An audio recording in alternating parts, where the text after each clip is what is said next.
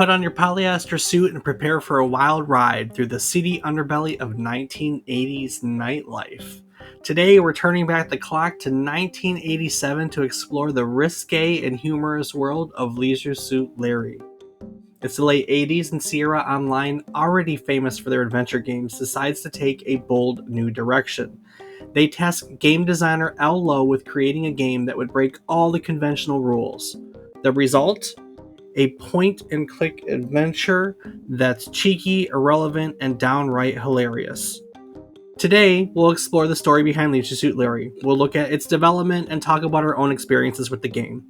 So grab a drink, find a dimly lit corner, and get ready for some laughs as we dive into the land of lounge lizards on today's trip down memory card lane.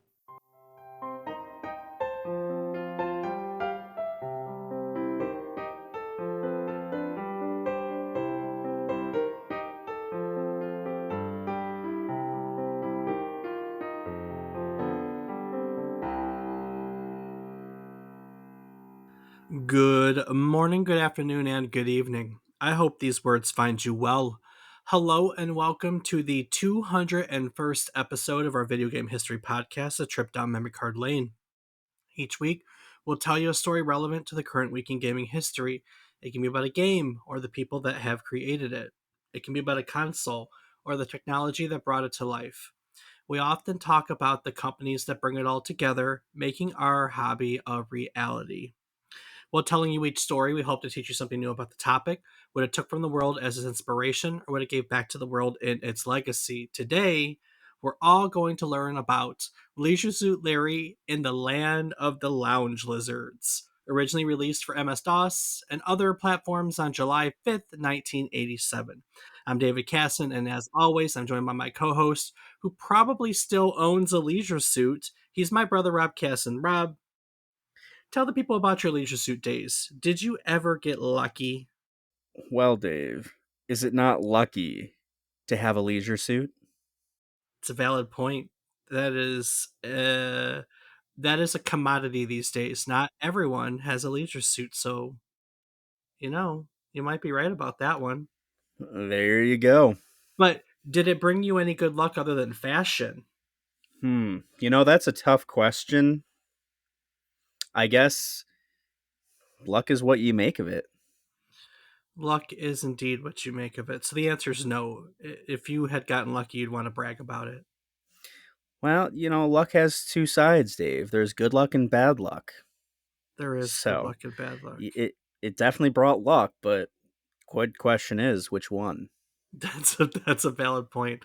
Well, before we learn more about Leisure Suit Larry, why don't you tell the people about some other interesting things that happened during the current week in gaming history? Righto, Dave, and kicking it off on July 5th, 1950, Bandai was founded in Japan, initially focusing on the manufacture of toy cars and plastic models. Over the decades, Bandai grew to become one of the leading toy and video game companies in the world. Known for creating popular toy lines and franchises such as Gundam, Power Rangers, and Tamagotchi, Bandai has had a significant impact on both the toy industry and pop culture. The company also expanded into the video game market, producing and publishing numerous successful titles and forming Bandai Namco Entertainment through a merger with Namco in 2005.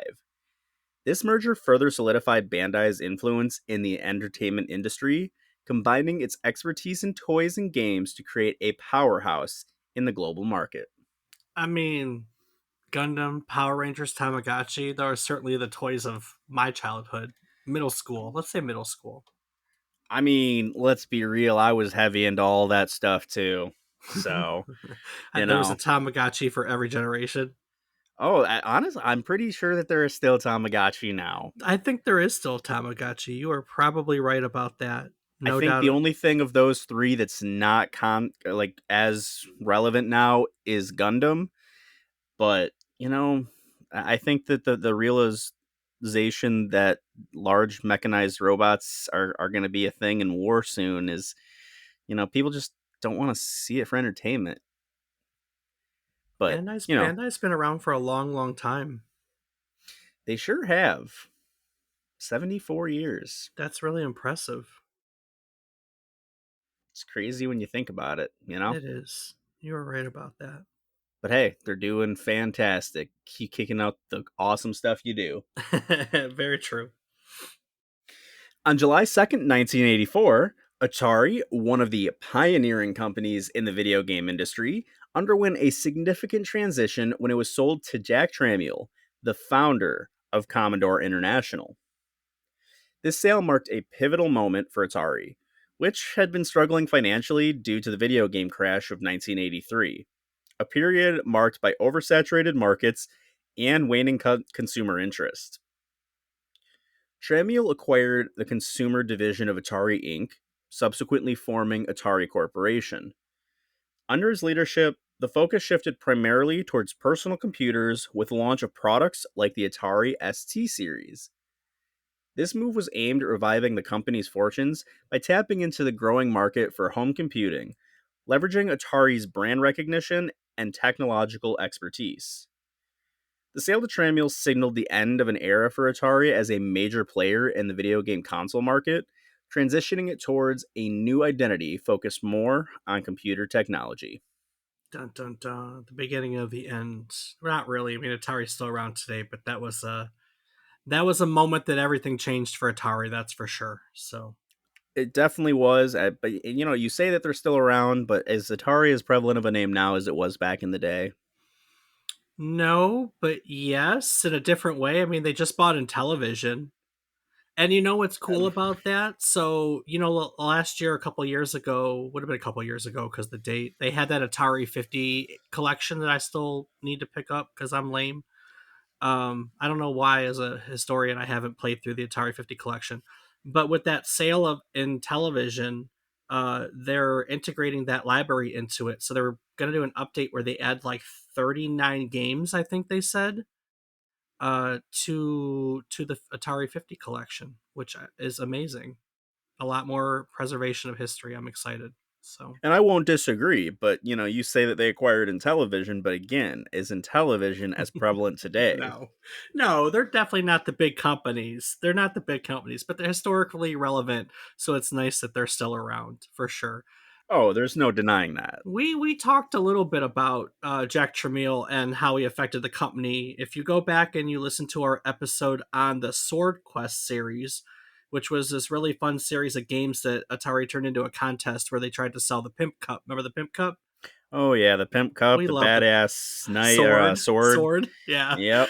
Yep, there was a whole bunch of in-game things that they actually people could win for real. Like one person could win for real. Like people who solved the game and turned in a postcard. Then there was a drawing, and then Tramiel kind of put a stop to it when he bought the company. So we've had that conversation. That was a very interesting episode. So if you haven't listened to it, go check it out. Indeed, check it out. Hmm. On July 1st, 1991, Apogee Software released the original Duke Nukem. You A game. goddamn right they did. You're goddamn right, Dave. For I those love. that don't know, Duke Nukem was a game that introduced the world to the brash, cigar chomping protagonist Duke Nukem in a side scrolling platformer format. Set against the backdrop of stopping the evil Dr. Proton and his army of tech bots, the game combined action packed gameplay, humorous one liners, and pop culture references, distinguishing itself within the genre. Featuring EGA graphics, Duke Nukem offered vibrant visuals that captivated players, leading to its success and the development of several sequels, including the highly influential Duke Nukem 3D. The original game laid the foundation for Duke Nukem as an iconic character in video game history, known for his over the top personality and, from Dave's mention, memorable quotes. And we did an episode on Duke Nukem 3D, so you want to go learn more about Duke Nukem, go give it a listen. Yeah, we did. Yeah, we did. Fantastic game. Go give it a play. On June 30th, 1995, Namco released Air Combat, the inaugural title in what would evolve into the celebrated Ace Combat series for the PlayStation. This arcade style flight simulator game carved a niche by balancing accessible controls with immersive military themed aerial combat, setting players in the cockpits of various fighter jets tasked with defeating enemy forces across multiple missions. Air combat distinguished itself with a mix of straightforward flight mechanics and compelling combat scenarios, offering players an array of aircraft, each equipped with unique weapons and capabilities. The game's success not only spawned a series of more graphically detailed and narratively complex sequels, but also established a foundational framework for the Ace Combat series, known for its blend of high octane action and cinematic storytelling in the flight simulation genre. We like air combat, don't we?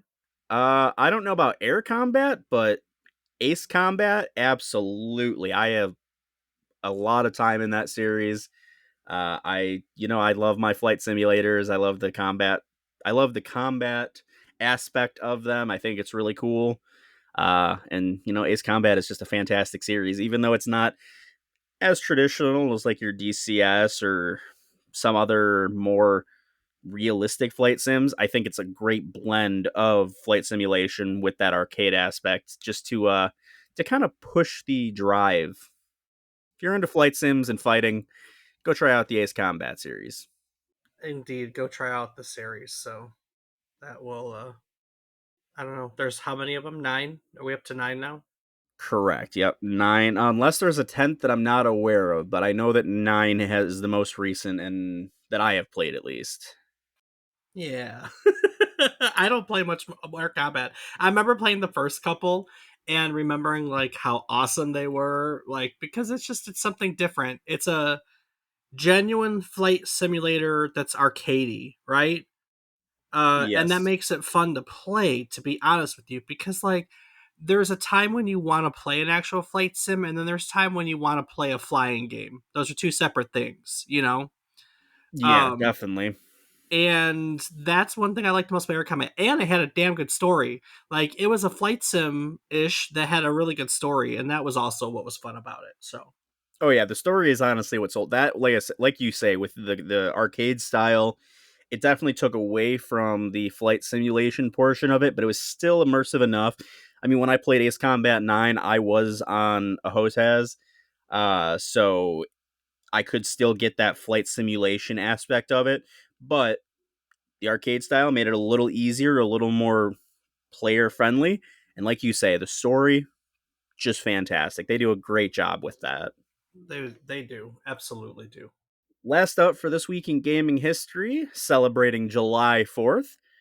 In 2002, the US Army released America's Army, a first person shooter game developed as both a recruitment and public relations tool. Created by the US Army and released as a free download, the game aimed to provide an authentic military experience, allowing players to virtually experience the training and missions of a US soldier. America's Army was praised for its realistic portrayal of military operations, incorporating actual training procedures and tactics used by the Army. The game included detailed character customization, team based missions, and a focus on strategy and teamwork, differentiating it from other shooters of its time. Its release marked a pioneering effort in using video games as a recruitment and educational tool, demonstrating the potential of interactive media for purposes beyond entertainment. Did you ever play any of the America's Army? I don't believe that I did, no. It's not familiar to me. So I remember when it came out. I definitely remember when it came out. And it was exciting because it was a first person shooter or third person shooter made by the army. It had all these like you could train to be just like a soldier. Like there was all these things. It was going to be a realistic shooter. And it was free to play, right? This was still early on in the free to play concept. So anything that was free, like now, that's a business model. But back when, it was still kind of a novelty. And I remember, like, I mean, 2002, I would have been 18, being excited picking it up, and then being very disappointed because it's just not. Not a fun game. No, it's not a fun game at all.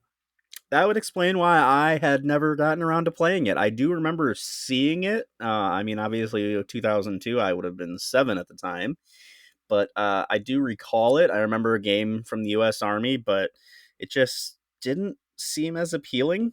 And even now, hearing your take on it, I mean, I can see how it could be a great recruitment tool, but I mean, you gotta step it up, Army. You do got to step it up there, right? Well, they've tried. They've made plenty of America's Army, and it just has never taken up. And if I'm not mistaken, they're not doing them anymore because the Army finally decided after like 10 versions of the game that it just wasn't going to be, it just wasn't worth the investment as a recruiting tool that they were getting back for the money they were putting into it. So Well, I mean, let's be honest, Dave. While I can't say it's indicative of every single gamer, can you really see a lot of gamers that are heavily into gaming wanting to be in the military and doing that in real life? They want to just go around running, jumping, sliding, and teabagging their opponents. And in real war, I don't think you get a chance to do that. yeah, that's true. But also too, like, if it was a good game, it would be different, right? Like, let's assume that it would take over for Call of Duty. If it was that popular, it would work, so to speak. I think it could and it couldn't because again, you'd get the people who think that that's what it's really like, and then when they find out it's not, it would just you get a lot of people who shouldn't be in the military in the military. I mean, the people in our military are brave men and women, and can you see your average gamer friend that's into Call of Duty being that person? I mean, I No, love my no, friends, but no. no, I agree with you there. I agree with you there. So I think that it's like I said, it's a good tool, but the people who are bred for that really wouldn't be that interested in it. So I think that's it for that. So why don't you take it away with today's topic discussion? At the top of Al Lowe's personal website, literally llow.com, it reads Al Lowe's humor site. It kind of looks like a site from the early 2000s. It's got the eat more chicken, from Chick-fil-A and other memes on it. It literally looks like the kind of thing that your dad or grandpa would send you, like those silly emails all the time, you know? I know all too well. You know all too well. And there are two biographies on his website. And literally, this is how he introduces them. One he didn't write that's pretty close to true, and another one that's funnier.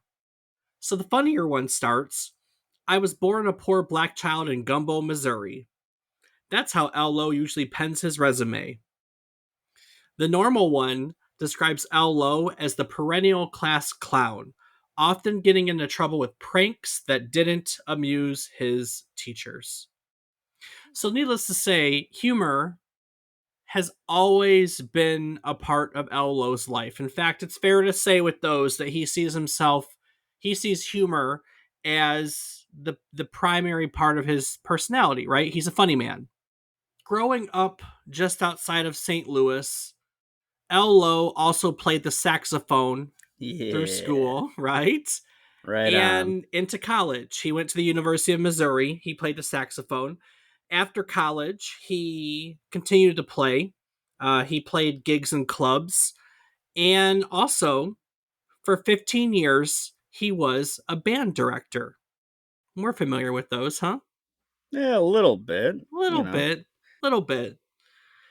So Elo started his career in education. He technically worked as an educator for 15 years after school. Not bad for the class clown, right? Not at all. After 15 years, he wanted to do something new, so he decided to teach himself programming. He broke into game design in 1982 by creating three games for the Apple II. Now, his first game was called Dragon's Keep. It was an educational graphic adventure made for first graders. One review in InfoWorld noted that the program doesn't forget that kids are playing the game and does not take itself too seriously. Important design choices for a game designed for 5, 6, and 7-year olds. Now, the plot of Dragon's Keep is simple. It appears in its instruction manual and says A magic dragon has trapped 16 animals in his house. Wander around and through the house and let all the animals go. You can't let an animal go if a dragon is in the picture. To make the dragon go away, you have to make the picture change. Next, he developed an educational game called Bapa Bet, which taught letter recognition and alphabetization. Wow, I don't know why I couldn't say that. It's a tough word. It's a tough word. His third game was another adventure game called Troll's Tale. He made that in 1983. On the cover of Troll's Tale, it advertised itself as a junior adventure game for ages 8 and up. So he never really left education, right? At least younger, because as a band director, I assume band directors teach a lot of span, right? K through 12, a lot of them do. Not all of them. I mean, I know it was different for us, but you get what I'm saying. Oh, absolutely, yeah. So he never really left education. Even when he went into programming, he was making educational games, and he was making games that were geared towards younger children. Now, up until this point, Lowe had been publishing games under the moniker Sunnyside Soft, and so he was doing that with his wife and another couple. They were publishing these, basically self-publishing these games as Sunnyside Soft.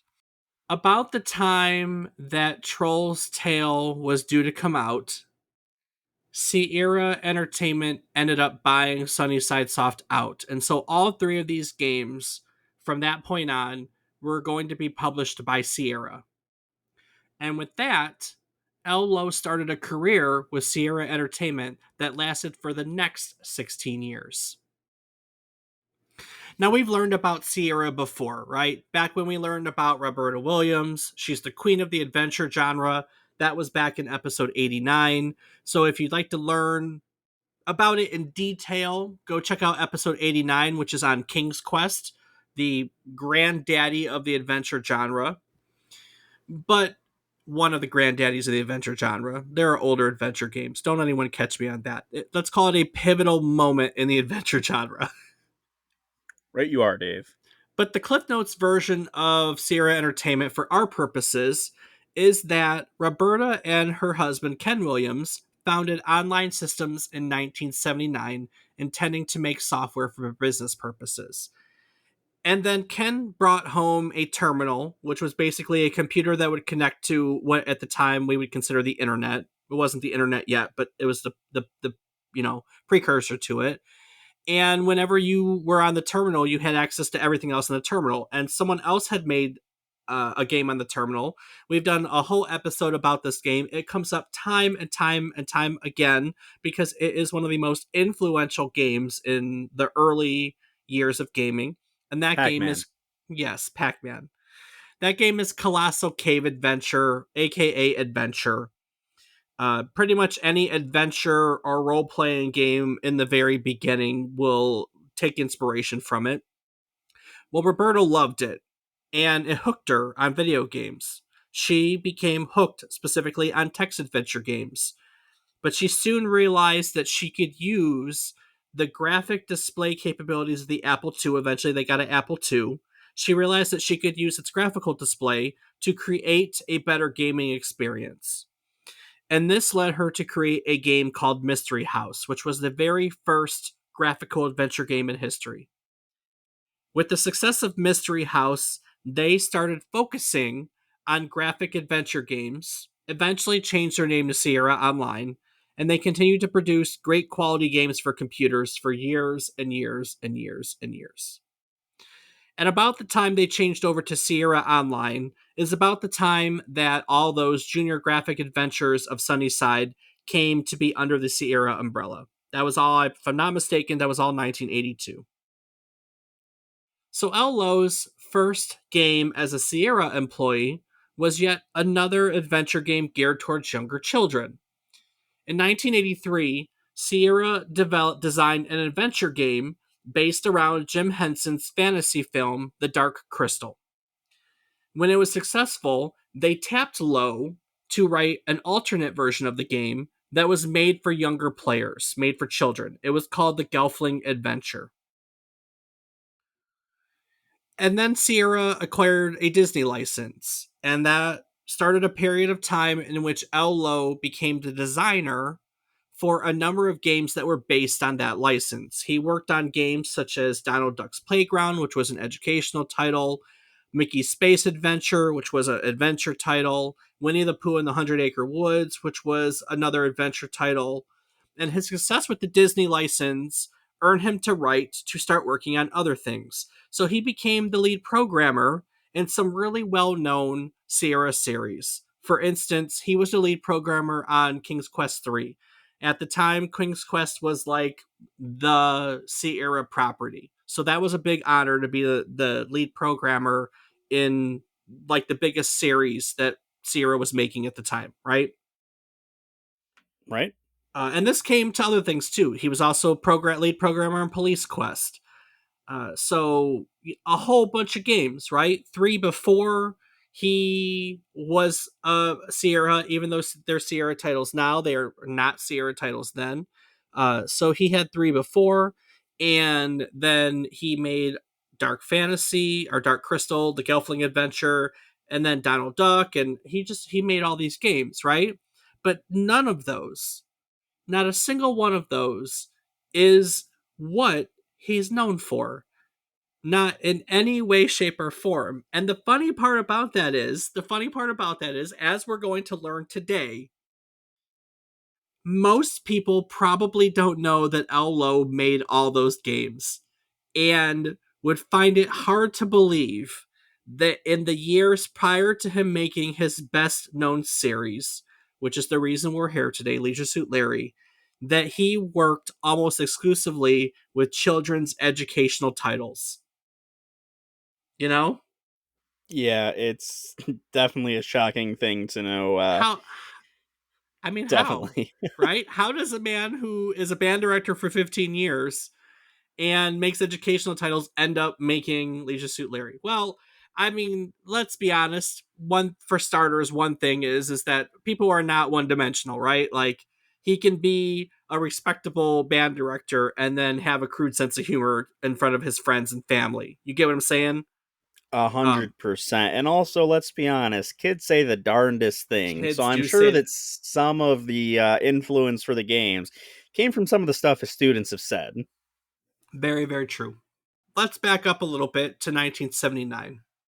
In 1979, Sierra was still online systems, and online systems, they published an adult-oriented text adventure game. It was called Soft Porn Adventure. Ooh. Now, Soft Porn Adventure was written for the Apple II. It was written by a programmer named Chuck Benton. Chuck programmed that game as an exercise to teach himself how to program on the Apple II, and he had no intention of it ever seeing the light of day. It was just for fun at home. But all of Chuck's friends genuinely enjoyed the game, and they encouraged him to self-publish it. I So bet he they did. does, right? He starts going out to trade shows. And at some point in 1981, at one of those trade shows, he meets Ken Williams, and they hit it off. And Ken eventually decides to release the game as part of the Online Systems catalog. Now, Online Systems, again, Cliff Notes, kind of took off because of Mystery House, which was graphical adventures, right? And they made a name for themselves on graphical adventures. So the irony of this is that there's this what literally is the only text adventure in their catalog, came in 1979, and it was an adult text adventure, the only text adventure. Hmm. So the Interesting. cover of this game, you should look it up. The cover of this game, and I'm only telling you because it's kind of interesting. Cover of this game features three nude women and a male waiter in a hot tub. It was actually shot by a photographer friend of the Williams, and the hot tub is their own hot tub. It was shot in their own house. The women in the photo actually all work for Online Systems. One was their production manager, another was their bookkeeper, and the last woman was the wife of one of the programmers in the company. Now, like they're topless, but you can't see anything, right? Everything is hidden underneath the water. So it's not like it's nude, but the implication's there. Always the implication. Can't because of the implication. Exactly. Not surprisingly, not surprisingly at all, there were many people who did not like the erotic content of soft porn adventure. Their neighbors sent them hate mail. Members of the community otherwise sent them hate mail. It poured in. Online systems got a ton of hate mail because of because of the game, right? Not surprising. But all that did was give them publicity. And online systems managed to sell what they estimated to be 50,000 copies of soft porn adventure, which doesn't sound like a lot, but at the time, there were maybe 200 to 250,000 Apple IIs in the world. So they Wow. effectively sold one for 20 to 25% of every single Apple II, and that is not a bad attach rate for any platform whatsoever. Yeah, that's pretty damn good. And 50,000 copies is a super impressive number for 1979 also. Now, computer stores didn't want to just order one game at a time. That's not the way distribution works. It worked then and doesn't really work now in the industry. So they purchased other software with it. According to Ken Williams, the sales of soft porn adventure actually temporarily doubled online sales. So it wasn't just the game itself that was, beneficial. Their whole catalog blew up as a result, which is kind of interesting. But then a few years later, Sierra snagged that Disney license, and actually, truth be told, it was only like 4 months later. I said a few years, but literally it disappeared after 4 months. They snagged that Disney license and just kind of stopped advertising soft porn. So it slowly, quietly went out with a whimper and not a bang. Just kind of disappeared from their library and shelves. Damn Disney taking over and ruining the fun adult entertainment. I know. So they made a bunch of Disney games. We know a bunch of them, right? We talked about Donald Duck and Mickey Mouse and the Dark Crystal because Jim Henson was a Disney property. They made Ello made a game based on the movie The Black Cauldron. So they made a bunch of Disney licensed games, and they realized in the midst of all that that licensed games were not as profitable as their own games, right? So you have the Dark Crystal, and you put that up against King's Quest, and they're making a way more money with King's Quest.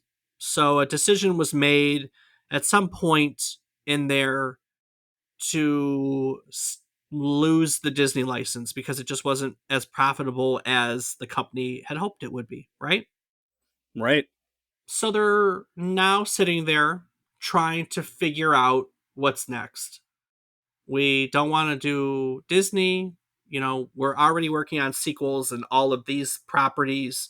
So let's make another original IP, intellectual property. Let's make something else of our own. And like I said, as it turns out, they had only one text adventure game in their entire catalog, Soft Porn Adventure. And for a company that had made a name for itself by providing graphical alternatives to the whole genre, that was how they got their start. Everyone else was making text based games. And Sierra said, cool, let's make graphical alternatives to all these text games. Soft Porn Adventure was kind of a anomaly for the game, and for the company, right? So Williams suggests to Lowe that they remake Soft Porn Adventure as a graphical adventure game using all the tools that Sierra now has at its disposal. And by tools, I mean graphical engines, right? Because they had been making all these games and they had made engines, tools to make the development of these games easier. So now they had graphic adventure game engines that they could use to make a graphical version of Soft Porn Adventure. The best known, the one that they were using at the time was the one they made for King's Quest and then developed upon. It was called AGI, the Adventure Game Interpreter. And Sierra used it to develop 14 games. And among those were a number of games that LO made. King's Quest 3 was made on AGI, as was the Donald Duck game and the Black Cauldron. So L. Lowe was very familiar with the tools that the company had at their disposal to make a new game. And that led Williams to go to him and say, hey, would you be interested in remaking Soft Porn Adventure? So L.O. takes the game home to play it again because at this point it had been roughly 8 years since any of them had touched the game. And he just wanted to see if the project was even worth his time. And he comes back after a couple days, and as the story goes, he jokingly says, the game is so out of touch, it might as well be wearing a leisure suit. And a bunch of people in the room chuckle, and he goes to Williams and he says, okay, I will make the game, but the only way I can do it is if I get to make fun of it the whole time. And Williams said, okay, cool. Sure, why not? So with that, Leisure Suit Larry was born, an adventure game that was full of humor, wild adventures, and memorable characters. And you know what? Wild adventures and memorable characters seems like a great recipe for a new podcast, doesn't it, Rob? You know, Dave, it sure does. But what if I have the adventures and the characters, but don't know a thing about podcasting? Well, we've got something for you. Do you, our fellow listeners, have adventures of your own to share? Do you not know where to start with podcasting? Our friends at Zencaster have created a set of tools to help you, an all in one podcasting suite of tools that makes it easier than ever to create your own podcast. With Zencaster, it's super easy to record a podcast. Everyone just logs into the web browser and you start recording a high quality podcast right away. Even allows you to record up to 4K audio with your guests. And with Zencaster's multi-layered backups, you always have the highest quality recordings, even if the connection's unstable. And with Zencaster, you never have to worry about what you sound like. Zencaster's post production process makes you sound buttery smooth. It automatically removes all those ums and ahs, eliminates awkward pauses, lets you set the right podcast loudness. At the click of a button, you can get rid of all the bad voice stuff and publish your title. And even if the thought of podcasting overwhelms you because you think you need all these different tools, services, you can relax because with Zencaster, those days are over. With their all in one podcasting platform, you can record your podcast, edit your podcast, and distribute it to places like Spotify, Apple, and other major destinations. So if you'd like to start your own podcast or you want to take your current podcast to the next level, we've got a deal for you. Go to zencaster.com/pricing and use our offer code MemoryCardLane, and you can get 30% off the first month of any Zencaster paid plan. Sign up for Zencaster today, and you can experience the same ease in producing your own high quality podcast as we do each week. Go out and share your wild stories and outrageous adventures with the world. See what I did there? See what I did there? Yeah, I had to do it because I've always been doing it from memory. In case you couldn't tell. Yeah, buddy. That is funny as shit. L. starts looking to convert soft porn adventure over to a graphical game. And he realizes that there's just not much to work with. There's no protagonist, no character development, no conversation. So he's kind of not starting from scratch, so to speak, but he's got a lot of work in front of him, you know? Oh, yeah, I'd say. Yeah. So he starts out he needs a main character. So thinks to himself, what can I do with this guy and what would be funny? And he thought back to that notion of how outdated the game was. And he took the Leisure Suit joke literally, creating Larry Laffer, Leisure Suit Larry, a horny leisure suit wearing doofus. I mean, I don't know any other way to put him of a character, right? Yeah, that's a good way to put it. It was partially based on all the guys that Lowe had seen hustling women while he was a musician playing gigs at clubs in the 70s. And it was also partially based on one guy at the sales team at Sierra. He would love to tell everyone about all the different women he had laid on his sales trips. Oh, God. You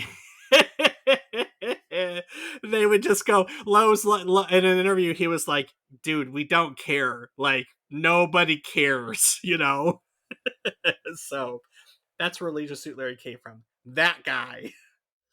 Yep, makes sense that there was inspiration behind it.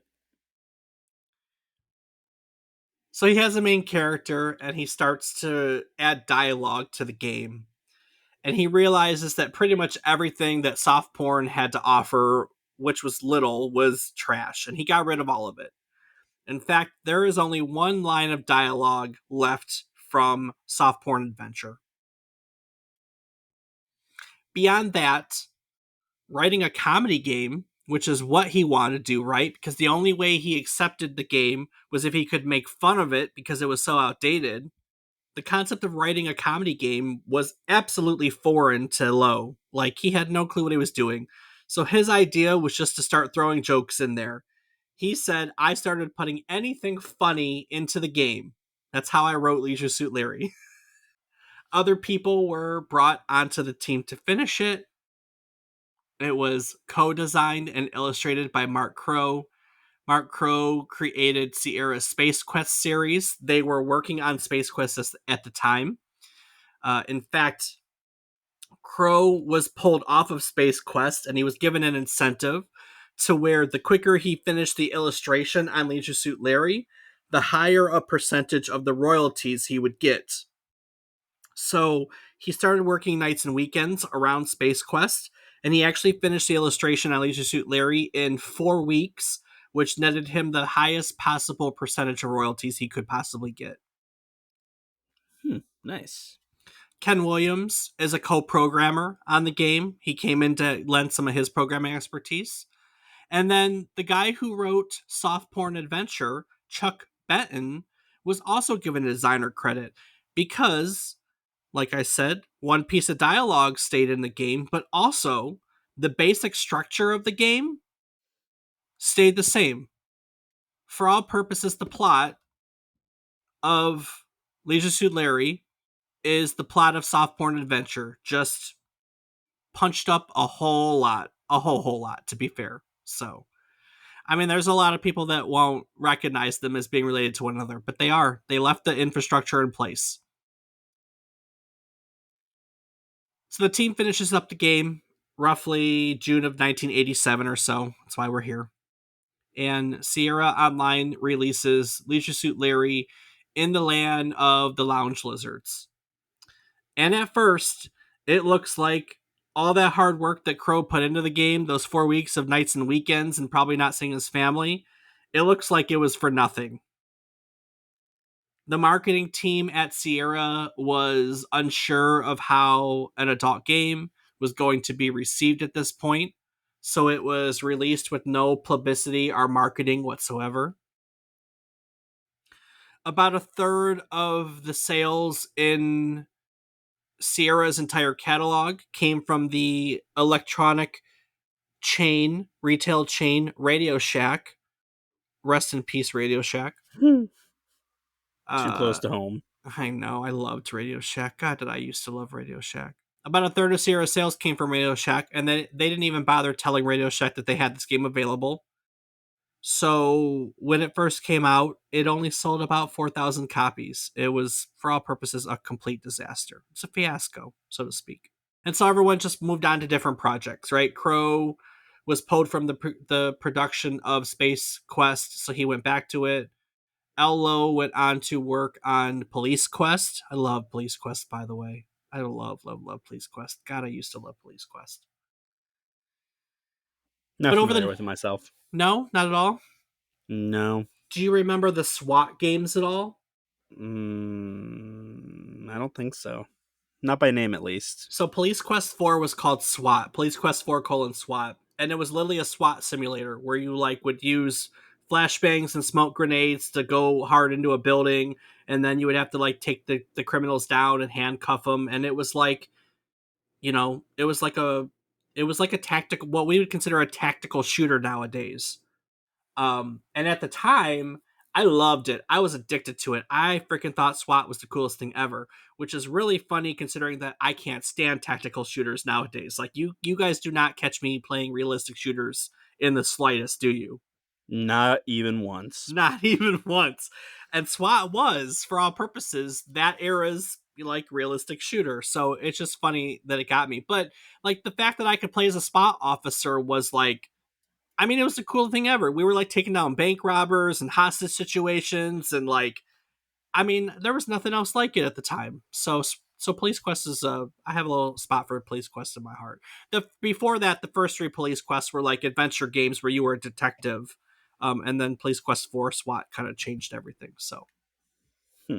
Sounds interesting. I'm surprised it never came across my gaming collection. yeah, I mean, probably by the time you got around, that series was old news, like a lot of series. So That's fair. over the next few months, though, Leisure Suit Larry began to sell better. The same people that enjoyed soft porn obviously were probably going to like Leisure Suit Larry.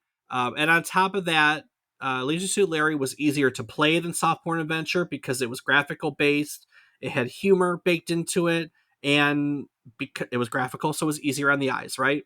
So word of mouth started to get around, and in all honesty, it also became an incredibly pirated game. Both these things boosted the profile of the game. And after about a year after its release, it actually cracked the top 10 of the sales chart. So, not too bad, Damn. right? Just to put that into perspective, because it had an incredibly good first year. Like I said, they sold 4,000 copies at first. By the end of the first year, that number was around 250,000 copies. Yeah, that's damn impressive. Yeah, that's a glow up if I've ever seen one. Got that right. Now the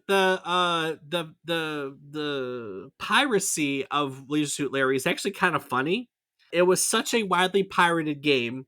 You know, people would pirate it and then they would install it on their work computers because this is still so early on that people don't have home computers. I mean, this is 87. We didn't get a home computer till 1995, to put this into perspective.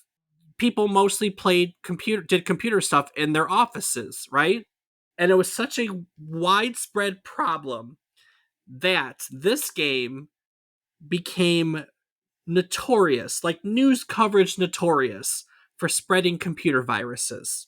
Because of all the pirated There are copies. various reports in Europe specifically of banks, trading houses, and other offices coming down to a crashing halt because of viruses that came from pirated versions of Leisure Suit Larry. And that, our fellow listeners, is why you avoid pirated copies. Cough, cough, cough, cough, Well, cough. now we try to make it so you can't plug crap into computers, right? If you're a system administrator, like you block off any data that people put in because people will put unknowingly put crap on flash drives. You know, well, because now we don't have disks, but you know they'll put a freeware version of this or a freeware version of that, and that's how you get a virus in your work systems nowadays. You know, Very true. that's what we do. But yeah, so 250,000 copies and that much notoriety, that's not too shabby. Not at all. Needless to say, they started making sequels, and I'm not going to cover all of them in detail. You know, the next year we got Leisure Suit Larry Goes Looking for Love in Several Wrong Places. It had better graphics and a mouse-based interface, because by that time they had moved on to a new adventure engine. A year later, Leisure Suit Larry 3, Passionate Patty in the Pursuit of the Pulsating Pectorials. Larry chases after Patty, gets lost in the woods, and then you switch to Patty, you know, chasing after Larry and having her own adventure. It was unique at the time because it was an adventure game that let you play from the perspective of two different people.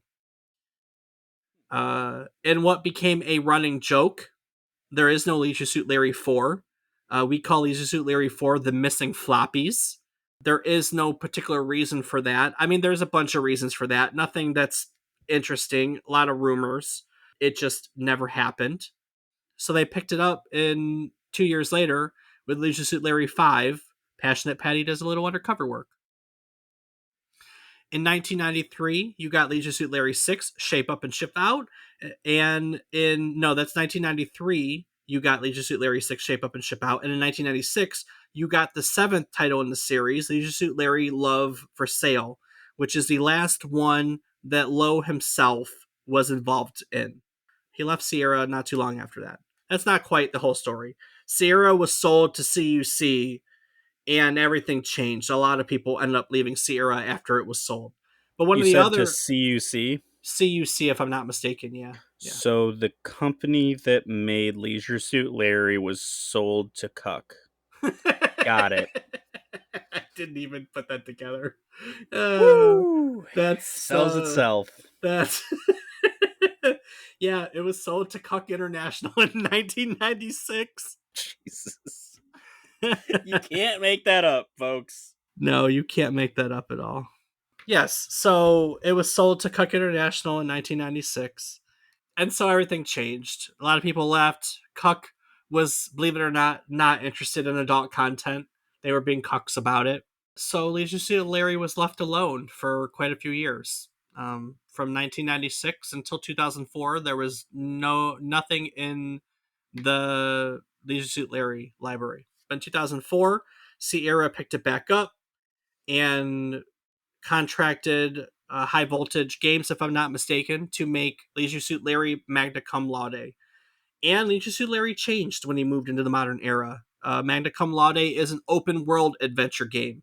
He is on a college campus and he can walk around and interact with students and teachers and search for money and tokens and pose for girls and take photos and all sorts of stuff. A few years later, in 2009, they made an action adventure game, another open world sandbox game called Leisure Suit Larry Box Office Bust. It um, it features humor and attractive women, but unlike all the other games prior to it, Box Office Bust does not have any nudity or sexual content. It's the first game in the series What? to not have either. Boo. Yeah, it didn't do very well. So you didn't see Leisure Suit Larry for quite a while until they picked it back up in 2018. They made another adventure game. They brought him into the 21st century. Larry attempts to navigate the world of online dating in order to meet up with his dream girl. In Leisure Suit Larry, Wet Dreams Don't Dry. And in 2020, they made Leisure Suit Larry Wet Dreams Dry Twice. It's a direct sequel to the first one, Wet Dreams Don't Dry, and he attempts to reunite with the woman he fell in love with during the first game. So they've made one I did not know about those two that recent they were ones. recently making them still. Yeah, I those completely slipped past me somehow. The last one that I did was the 2004 Magna Cum Laude. Yeah, that's probably the last time I remember having any semblance of what's going on with it too. In case you didn't know, they remade six. Nothing special about it. They remade six at one point with better graphics, but they've also remade this first game twice. In 1991, they remade it. By 1991, the company had moved over to a new graphics engine, like a new adventure game engine. So they essentially ported Leisure Suit Larry, the first game, over to the new engine, gave it updated graphics. Had a new illustrator come on, gave it new graphics, and they remade it in 1991. And then Ello did in fact get involved with Leisure Suit Larry once more.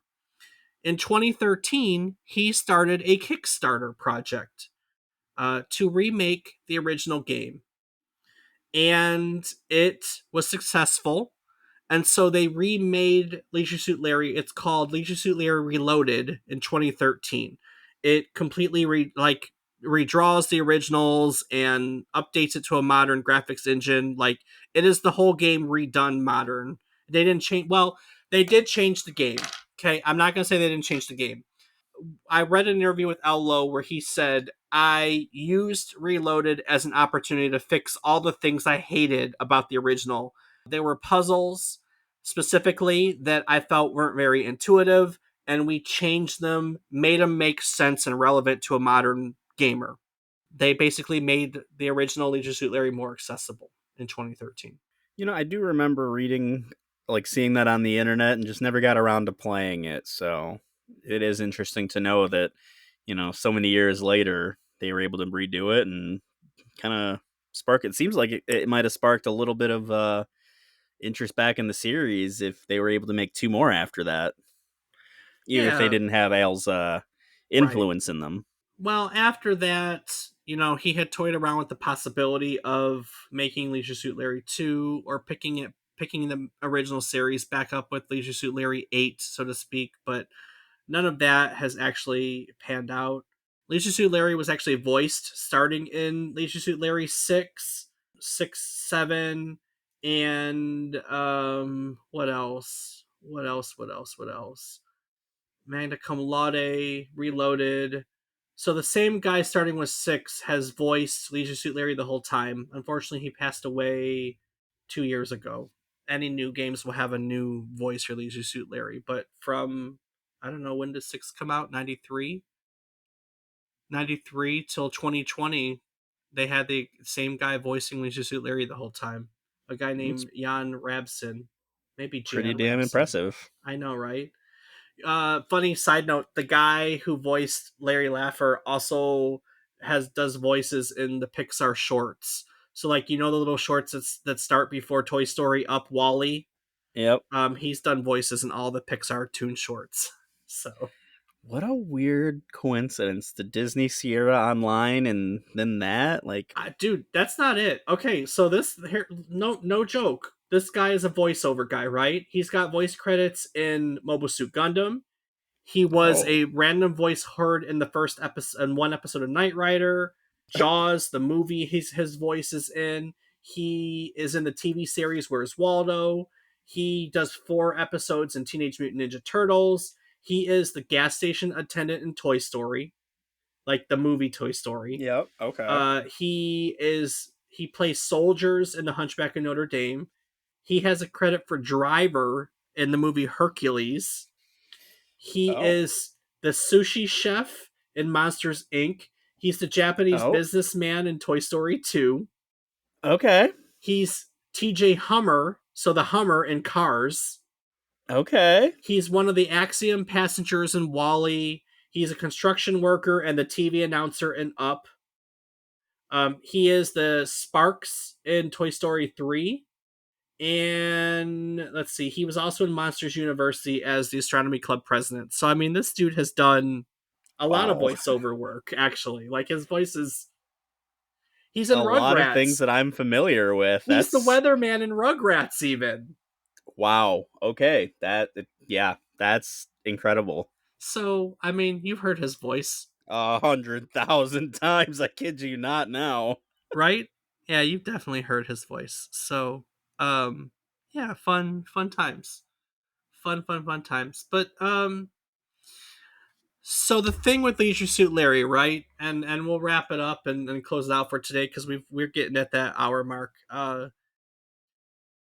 As a kid, Leisure Suit Larry was definitely a game that was like ooh boobs, right? Like if you're a child, which I was in the early '90s, like this was a chance to be like maybe I'll get to see boobs. Let's be fair. Oh yeah, when I was playing Magna Cum Laude, I was probably 16 at the time because that was when I was finally allowed to have those because mom and dad were accepting. Like, well, he's already seeing this on the internet. Why not? Yeah, so It was boobs, always boobs. right? But that's not the draw of the Leisure Suit Larry games. That's not why most people love them. Most people like Leisure Suit Larry because it is an adventure series that has a sense of humor, unlike any other adventure series, to be fair. Yeah, it's crude humor, and that doesn't appeal to everyone, but for people that it does appeal to, it is a fantastic series that's very unique and very humorous. So that's my take on Leisure Suit Larry. Absolutely. I'm with you. I mean, obviously, everyone knows my love of crude humor, and that's why it appealed. That and boobs. Yeah, to be fair, those are two things I very much enjoy too. So that should come as no surprise to anybody that knows me. Or me. Mm-hmm. Sorry, that's perfectly normal. All right, Rob. Well, that is the story of Leisure Suit Larry, and we learned about a lot of other things that were tied to it. Some other Sierra games. We spoke about Ken Williams and Roberta Williams, and there are obviously other things that tie to the story. Many of which you can find in old episodes in our catalog. Which, listeners, if you'd like to check out any of them, you can do so by going to our website, which is www.memorycardlane.com. Rob, what else can people do on our website? Well, you can find a calendar of our future episodes, know what topics that we're going to be talking about. You can find a link to our Discord server where you can come talk to Dave and I. You can find a link to our Patreon where you can help support us, get access to ad free and unedited versions of our episodes, get all the behind the scenes crude humor we have going on. And you can also find links to our social medias where I am on several platforms as Rob underscore O underscore Raptor and Dave. I can be found on various platforms as David is Wrong. Each week, ladies and gentlemen, we tell you one story relevant to the current week of gaming history. Maybe about a game, technology, a console. I just pick one thing that I can tie to this week of publication and I roll with it. And one of the best parts about doing so is that every week when I sit down to do research, I learn something new. That is honestly my normal goal. Is when I sit down and I go, "Ooh, I didn't know that." I assume that most of our audience didn't know that too. If you're listening and you do know it, kudos, my man. Like, I'm glad for you. I'm happy, all those things. Have at it, all the things. But I don't know. And so it's a fantastic cycle of learning and teaching and learning and teaching that I am very fond of. And in celebration of that, we like to go around each week and talk about what we learn.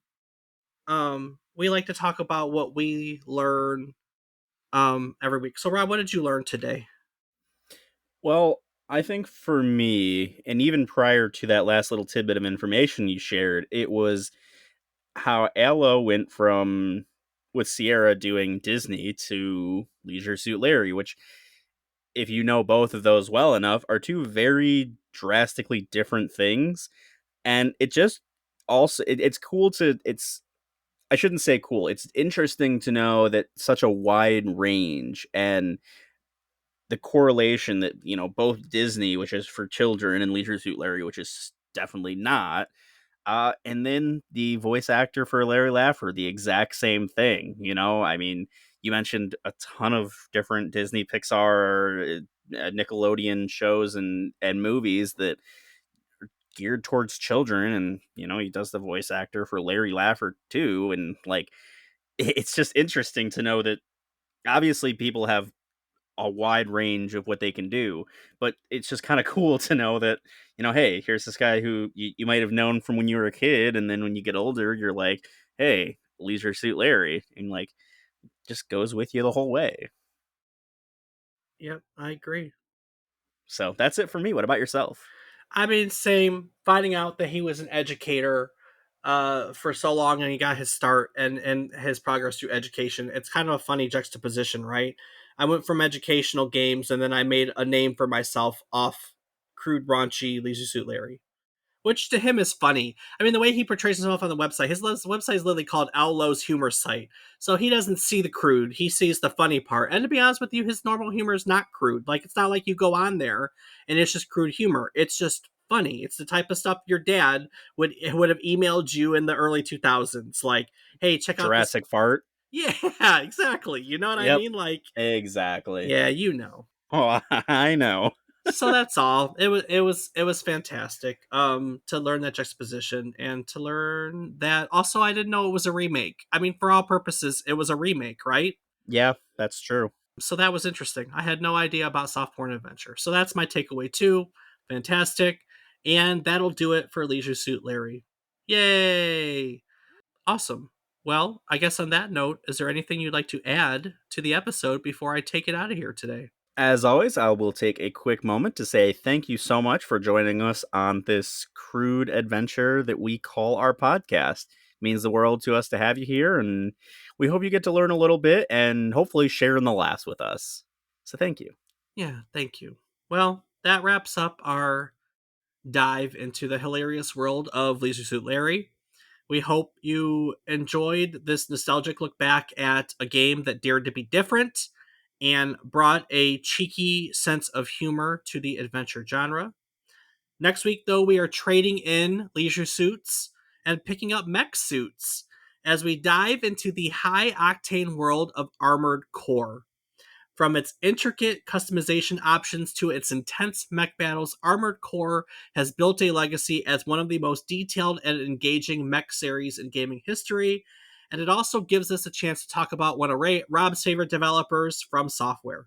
Yeah. So, gear up, pilots. Join us again next week as we explore the evolution of this legendary franchise and uncover the secrets behind its enduring appeal. It's going to be an episode packed with metal, mayhem, and mech mastery. So, join us again next week as we take another mission, prepare for deployment, and come with us next week as we take another trip down memory card lane. Do the thing. Skibidi bop bop bop doo.